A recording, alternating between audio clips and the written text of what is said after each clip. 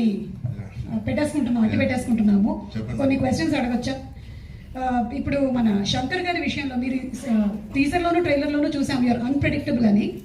శంకర్ గారు ఏ విషయంలో అన్ప్రెడిక్టబుల్ అనిపించారు మీకు?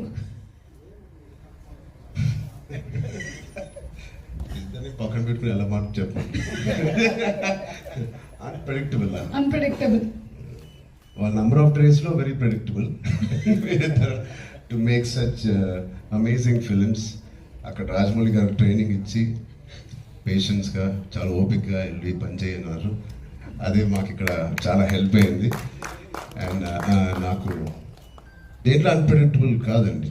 Everything every day is one new unpredictable. ఇప్పుడు ప్రస్తుతానికి సాంగ్స్ అంటారా, మీరు ఎంత ప్రిడిక్ట్ చేసినా it is going to be into 10x. మీ ఇమాజినేషన్స్కి బియాండ్ ఉంటాయి.